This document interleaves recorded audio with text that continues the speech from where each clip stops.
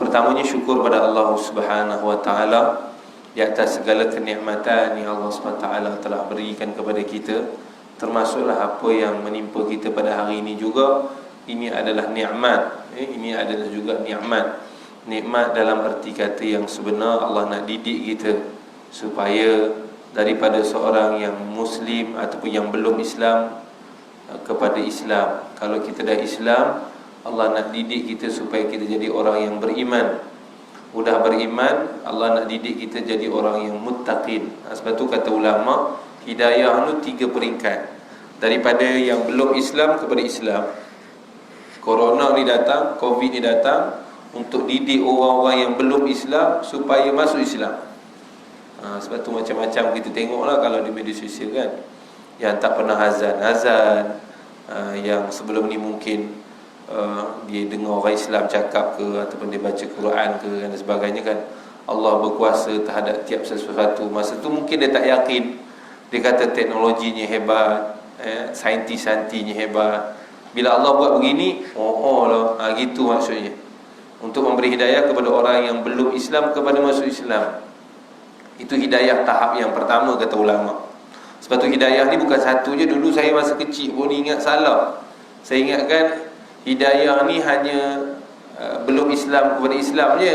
Dah Islam tu tak payah hidayah dah. Silap pemahaman tu silap. Macam kita kan, kita dah Islam, tuan-tuan dah Islam, saya dah Islam. Yang kita minta hidayah lagi tu buat apa? Kita minta lagi hidayah kepada Allah. Ihdinas siratal mustaqim. Minta hidayah. Buat lagi. Sebab tu ulama kata, yang pertama daripada yang belum Islam kepada Islam, itu hidayah yang pertama. Hidayah tahap kedua daripada seorang yang Islam kepada seorang yang mukmin. Barulah kita tahu tuan-tuan yang mulia, rupanya seorang yang Islam belum tentu beriman. Seorang yang Islam belum tentu beriman. Contoh, tuan-tuan atas saya kan, kita mengucap 2 kalimah syahadah. Kita Islam tak? Islam. Tapi adakah kita beriman? Belum tentu lagi. Adakah kita yakin adanya Allah? Adakah kita yakin adanya dosa dan pahala? Ada tak kita yakin ada kehidupan selepas kematian? Ada tak kita yakin adanya mizan, timbangan Allah? Kita yakin tak tentang mahkamah Allah? Belum tahu lagi. Allah datangkan Covid ini untuk yakinkan kita, untuk menaikkan kita daripada seorang Muslim kepada seorang yang mukmin, beriman kepada Allah SWT. Dan yang kedua, kalau kita dah beriman, Allah datangkan Covid ini untuk kita menjadi orang yang muttaqin. Muttaqin ni ringkasnya kita kata takutlah. Takut kepada Allah. Takut akan nasib kita selepas mati nanti. Takut akan azabnya Allah. Bayangkan tuan, sekarang ini pun kita dah rasa azab dah, kan? Itu supaya datang rasa takut. Takut tu dah takwa.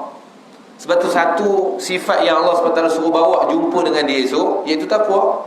Wa tazawwadu fa inna khairaz zadi at-taqwa. Berbekallah kamu dan sebaik-baik bekalan adalah takwa. Sebab tu ringkasnya tuan-tuan, syukurlah pada Allah SWT ya. Syukur sangat-sangat pada Allah SWT di atas apa yang Allah SWT kurniakan kepada kita hari ini. Walaupun nampak tidak baik, tapi sebenarnya baik. Nampak tak baik, tapi sebenarnya baik. Ringkasnya apa yang kita nak boleh faham. Ustaz, macam mana kita nak fahamkan benda ni nampak tak baik tapi sebenarnya baik? Contoh ya, kita pernah komplain satu ketika, saya sendiri, mungkin tuan-tuan, waktu panas. Ya Allah, panasnya, aircon tak rasa apa dah ni. Udah bahang rumah tu, panas nak rasa. Susah tak? Susah. Memang benda ni tak bagus lah, kan? Tapi tiba-tiba orang cakap, corona ni kalau tetem panas, dia tak aktif. Contoh, kita rasa apa? Bagus panas ni. Pasal apa? Walaupun dia susah dalam satu sudut yang kecil, tapi dia punya mudarat, kalau tak ada panas tu lebih besar, kita akan syukur dengan panas. Faham tak maksudnya? Begitu juga dengan hujan. Selalu kita komplain kalau hujan. Tambah kalau orang nak kenuri, Allah cukup nyampak kalau hujan. Allah nak hujan pula. Kena pula nak menuri, langsung tak boleh hujan. Sebab kita pandang susah yang kecil. Andai kata kita tahu contohnya, okey, kalau Allah tak bagi hujan hari itu, okey, Bumi itu akan mati, semua tumbuhan akan mati, kita akan menderita. Macam mana kita rasa? Oh, biarlah hujan, biarlah kenduri aku pun dalam keadaan hujan, supaya jangan bumi ini kering sehingga kan bawa mudarat yang lebih besar. Sebab tu tuan-tuan, ringkasnya kita kena selalu bersangka baik lah. Bersangka baik dengan Allah SWT. Sebab tu satu ayat yang Allah SWT ingatkan tuan-tuan dan juga saya. Boleh jadi kamu tak suka kepada sesuatu perkara, tapi sebenarnya mungkin benda tu baik untuk kamu. Mungkin benda yang kamu suka, tapi sebenarnya tak bagus untuk kamu. Sesungguhnya aku mengetahui, kata Allah, kamu tak tahu apa-apa. Yang selalu, ayat yang selalu kita baca adalah wa asa an takrahu syai'an wa huwa khairul lakum wa asa an tuhibbu syai'an wa huwa syarrul lakum wallahu ya'lamu wa antum la ta'lamun, kata Allah SWT. Sebab tu ringkasnya, tuan-tuan dimuliakan oleh Allah, apa juga yang berlaku dalam kehidupan ini, kita kena bersangka baiklah dengan Allah SWT. Banyak sangat hikmahnya, cuma kadang-kadang kita yang tak nampak. Kita yang tak nampak. Sebab kadang-kadang hikmah ni datang kemudian, 2 tahun akan datang baru. Ini contoh. Ada satu orang tu dia cerita, dia kemalangan dulu, kemalangan, patah kaki, patah tangan, duduk rumah 2 tahun, duduk rumah 2 tahun dia duduk rumah. Lepas tu waktu Covid ni, dia orang buat ni, adakah 2 bulan ni duduk rumah rasa sengsara? Tak rasa. Sebab 2 tahun dulu 2 tahun dulu selamba je duduk rumah. Ini baru 2 bulan. Tapi waktu dia cedera itu hari, waktu tak duduk rumah, dia pun rasa, ya Allah, malangnya nasib aku, apa Allah jadikan aku begini. Rupanya orang lain libang-libu duduk rumah 2 bulan sebab tak ada pengalaman. Dia pengalaman tenang aja duduk 2-3 bulan. Sebab apa? 2 tahun dah dulu. Itu maksudnya lah. Tuan-tuan, saya nak bagi tahu, kadang-kadang hikmah tu lambat baru nampak. Sehingga kan kata Nabi SAW, ada ketikanya hikmah tu dekat dunia sampai mati kita tak nampak. Hikmah itu di akhirat. Satu kisah Nabi SAW cerita, iaitu satu orang yang Allah timpakan kepada dia musibah bertalu-talu. Akhirnya dekat akhirat, bila nak masuk syurga, duduk masuk syurga lah ni, hamba-hamba Allah ni masuk syurga. Tapi seorang ni Allah angkat, yang bertalu-talu tadi ni, dia angkat martabatnya oleh Allah, angkat tinggi. Seorang yang tengok ni, tengok dia tinggi, dia angkat dia, martabat dia tu setingginya. Maka orang ni tanya, ya Allah, kenapa kamu angkat dia begitu tinggi? Dulu dekat dunia aku banyak bagi dia masalah, so hari ni hikmahnya aku angkat martabat dia. Dan orang yang tanya pada Allah, ya Allah, tolong hidupkan aku balik dan jadikan aku ni orang yang paling banyak masalah. Cuma kita nak bagi tahu tuan-tuan yang mulia, kadang-kadang ada hikmah yang kita nampak kejap itu, ada hikmah yang kita akan nampak akan datang, dan ada hikmah yang kita tak akan nampak waktu kita hidup, kita akan nampak selepas kematian. Mudah-mudahan kita dapat sesuatu lah. Sebab tu yang pertama, tujuannya satu sajalah, untuk kita syukur kepada Allah. Syukur kepada Allah dengan selalu ucapkan Alhamdulillah. Cuma sedikit peringatan juga, untuk pemahaman lah bagi saya sendiri. Rukun syukur ni kata ulama ada 3. Rukun syukur ni ada 3, baru dikira syukur.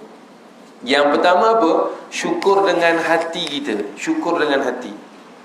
Itu rukun yang pertama. Rukun yang kedua, syukur dengan lisan. Yang ketiga, syukur dengan perbuatan. Andai kata salah satu rukun syukur ni tak ada, maka syukur itu terbatal. Contoh, ni contoh kita buat satu contoh lah. Bukan kita nak mengaibkan, cuma untuk kita faham, sebab semua orang nampak. Contoh ni contoh Saya seorang pelakon. Saya berlakon dalam keadaan yang tidak diredai lah ni. Ini bukan kita cerita secara umum pelakon, tidak. Ini saya berlakon dan lakonan saya itu tidak Allah redha. Lepas tu dia dapat award berita harian, kita kisahlah kan, dapat award berita harian, anugerah. Apa saya kata? Alhamdulillah, syukur pada Allah SWT. Adakah syukur itu dikira? Tak kira. Faham tak maksudnya? Tapi selalu kita berselindung di atas kalimah yang mulia itu. Mungkin dia dengan hati, ya Allah, aku dapat hadiah ni dari dunia Allah. Rukun pertama selesai, bagus.